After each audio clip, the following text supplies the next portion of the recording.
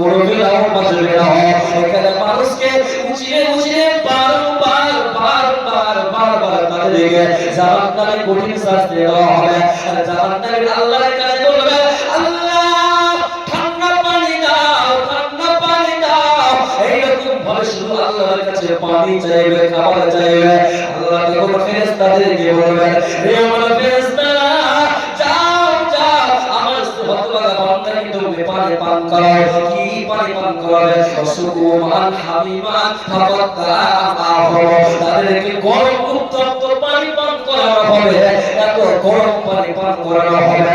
পানি পান করার পরে তাদের লাড়ি ভুঁড়ি গলে পেশাবের দ্বারা দিয়ে গলে পড়বে, পায়খানার দ্বারা দিয়ে গলে পড়বে এবং তাদের মাথার মগজগুলো টকবক করে পড়বে। আবার তারা আল্লাহকে বলবে, আল্লাহ আমাকে ঠান্ডা পানি দাও। সেদিন মানুষ শুধু পানি চাইবে, খাবার চাইবে।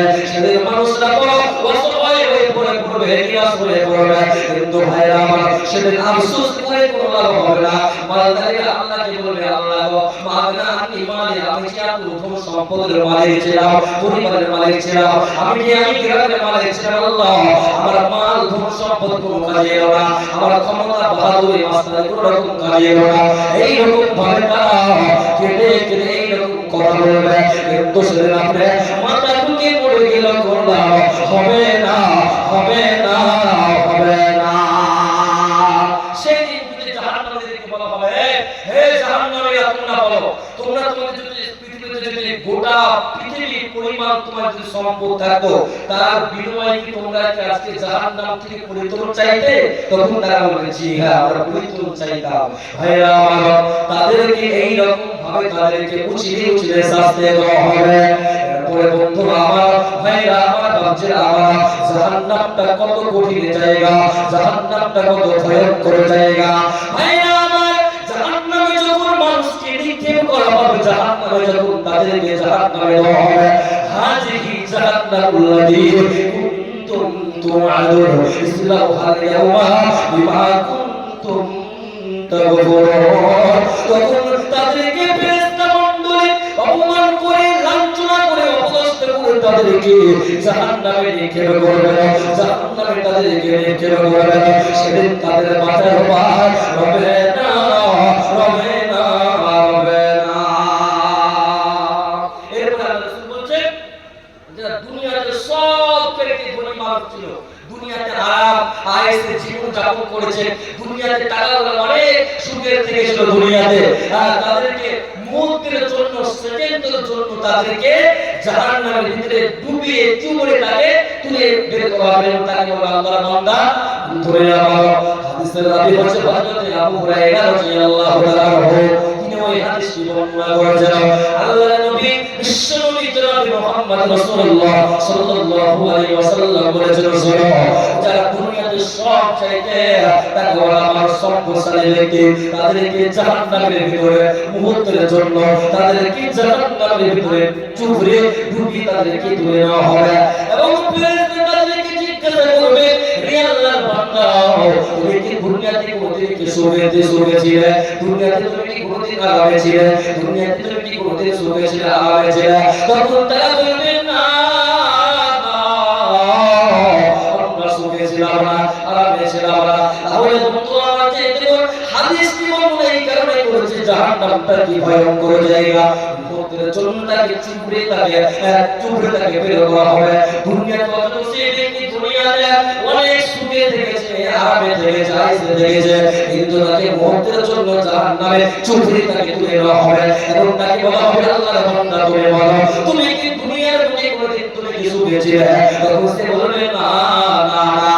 আর দুনিয়ার বুকে যে সবচেয়ে দুর্বল শ্রেণীর মানুষ, সবচেয়ে জয়ী শ্রেণীর মানুষ, সবচেয়ে কমজোর শ্রেণীর মানুষ, সবচেয়ে দুর্বল শ্রেণীর মানুষ, সবচেয়ে গরিব শ্রেণীর মানুষ, তাদেরকে মুহূর্তের জন্য জান্নাতের ভিতরে চুবড়ে ডুবিয়ে তাদেরকে আবার বের করে আনা হবে এবং ফেরেশতা মণ্ডলী তাদেরকে জিজ্ঞাসা করবে, হে আল্লাহর বান্দা, হে আল্লাহর জান্নাতি বান্দারা, তোমরা বলো, তোমরা কি কোনদিন কি দুনিয়া থেকে তোমরা কি কোনদিন কষ্ট হয়েছিলে, দুঃখ হয়েছিলে, তোমরা কি দুনিয়াতে তোমরা কোনদিন কি তোমরা কষ্ট হয়েছিল? তখন তারা বলবে না, আমরা সারা জীবন আমরা জান্নাতের ভিতরে রয়েছে। তাহলে জান্নাতটা কি মহব্বতের জায়গা, জান্নাতটা কি আরামের জায়গা, জান্নাতটা কি সুখের জায়গা।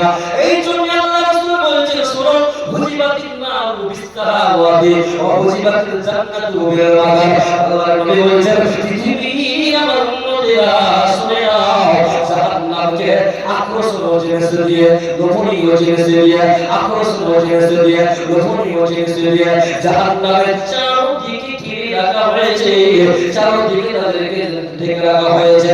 আর জান্নাতের চারদিকে কষ্ট দিয়ে, নিয়ম দিয়ে, রীতি দিয়ে, বিপদ দিয়ে, মুসিবত দিয়ে, পরীক্ষা দিয়ে সে জান্নাতের ভিতরে ঢেকা রাখা হয়েছে।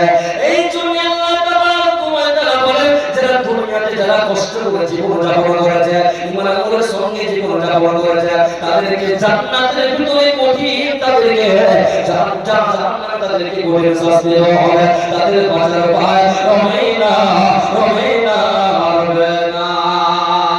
তাহলে জান্নাত কি আরামের জায়গা এবং জাহান্নাম কি কঠিন জায়গা। তাহলে আল্লাহ রাসূল বলছে, যারা দুনিয়াতে আমার বিধানকে মেনে নিল, আমাকে ভয় করে দুনিয়ার বুকে অনুসরণ করতে পারলো, দুনিয়ার বুকে যারা আমি আল্লাহকে ভয় করে জাহান্নামকে ভয় করতে পারলো, পরকালকে ভয় করতে পারলো, পরকালকে স্মরণ করতে পারলো, ওই ব্যক্তি সবচেয়ে কামিয়াব। আল্লাহ রাসূলকে একজন সাহাবী জিজ্ঞাসা করলেন, ইয়া রাসূলুল্লাহ, ইয়া হাবিবাল্লাহ, আপনি বলুন মানুষের মধ্যে সবচেয়ে উত্তম মানুষকে, মানুষের মধ্যে সবচেয়ে বেহতর মানুষকে?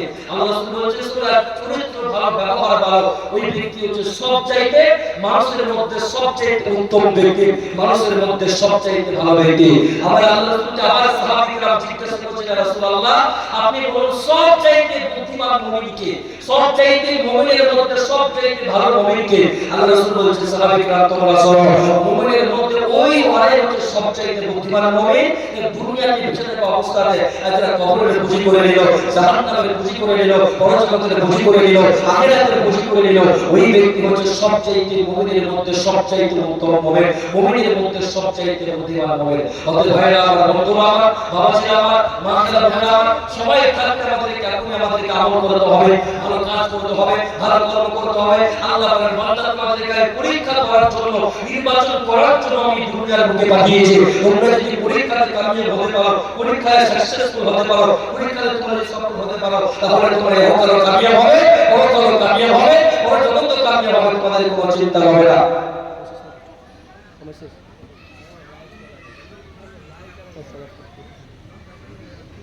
যাই হোক, আমার শেষ অতিক্রম, আমার শেষ টাইম অতিক্রম করে ফেলেছে।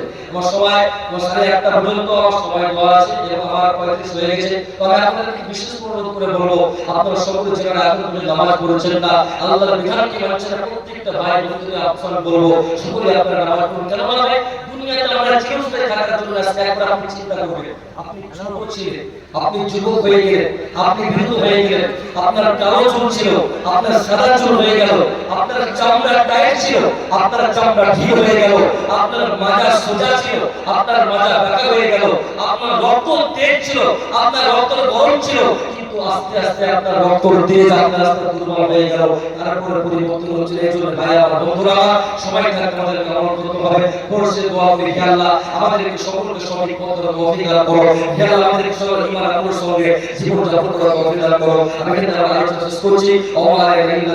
আসসালামু আলাইকুম ওয়া রাহমাতুল্লাহি ওয়া বারাকাতুহু।